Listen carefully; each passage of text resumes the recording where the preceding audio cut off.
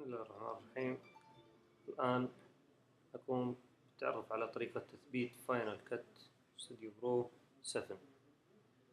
في البداية نرى حجم النسخة 47 جيجا، النسخة الكاملة. في البداية لابد من فتح كل المجلدات التي تحتوي على فاينل كت ستديو وملحقاته.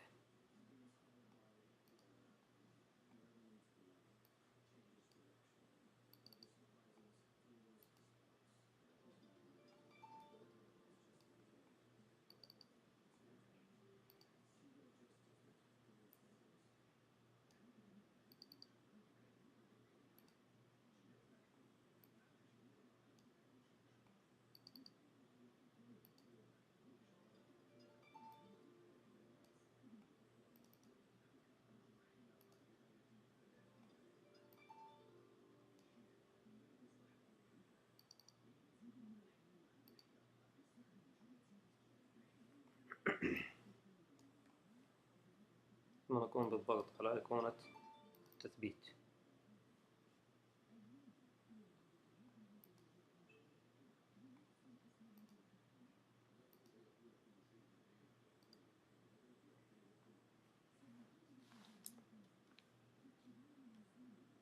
نضع اسم مثلا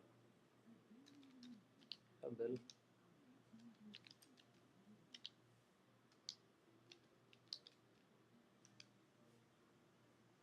نقوم بوضع سيريال نمبر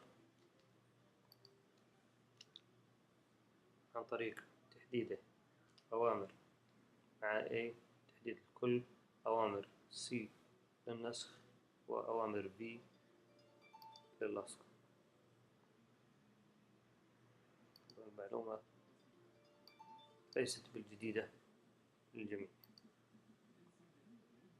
نتركه كما هو. بإمكاننا إضافة ما نريد.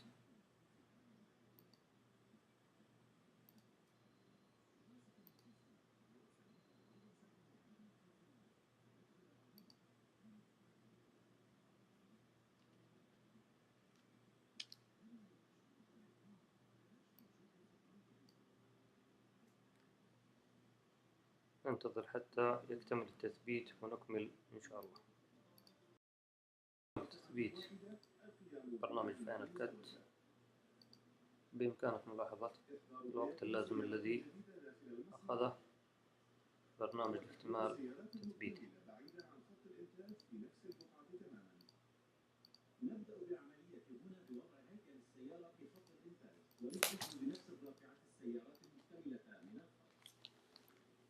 طبعا البعض يعرف برنامج فاينل كت وما يحتويه من مجموعة البرامج. برنامج فاينل كت تحرير الفيديو، ساوند تراك برو تحرير الصوت، كلر للتعديل الألوان، كمبرسور للضغط الفيديو، DVD ستديو برو لإنشاء قوائم لصنع الديفيديات المنزلية أو غيرها، موشن للمؤثرات، يعمل مثل برنامج أدوبي افتر افكت. إزالة الأبواب المتحركة للأعلى تجعل العمل داخل السيارة أسهل،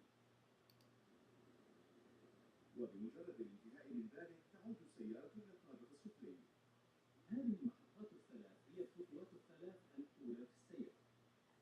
نحضر عدة الأسلاك ونحضر خزان الوقود، وسنرى في المحطة الثالثة آلية التعطيل. هنا تأتينا الشاشة الرئيسية لاختيار الفيديو الذي نريد العمل عليه أو تكبيد الفيديو الذي نريد العمل عليه.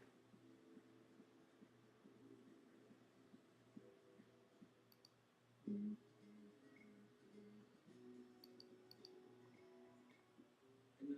كبيرة لوطننا. يوجد الكثير من النفط في منطقتنا، لكن لم يعد استخراجه سهلا كما كان سابقا.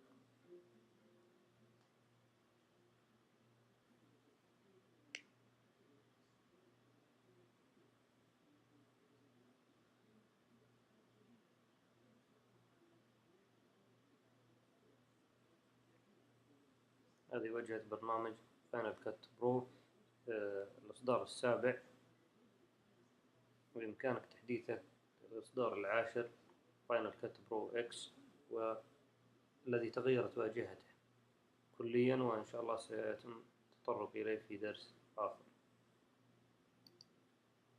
بإمكانك استيراد الملفات والإفكت، قائمة الفيور والبرسبكتيف والتايم لاين.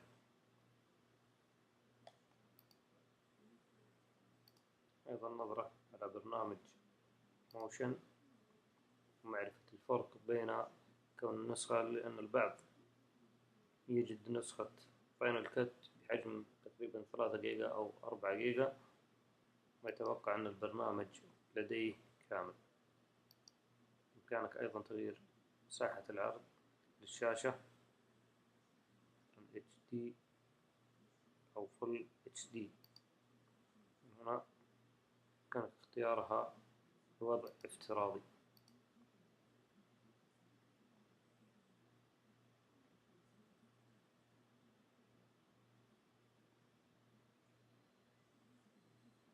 هذا الفرق بين النسخة الكاملة والنسخة أو سنجل، ووجود العديد من المؤثرات.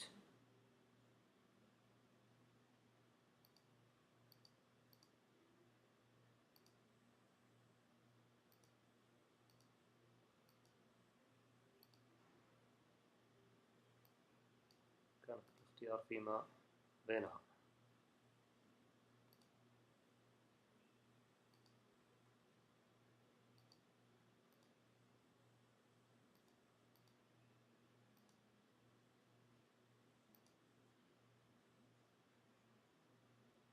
سيكون لنا إن شاء الله إذا سمح الوقت دروس أخرى تبين كل من فاينل كات وموشن وبرنامج الساوند تراك برو لتحرير الصوت.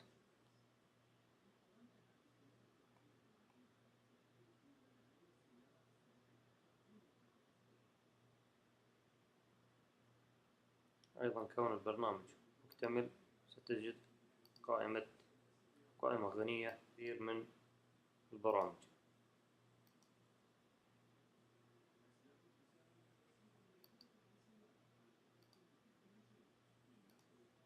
السلام عليكم ورحمة الله.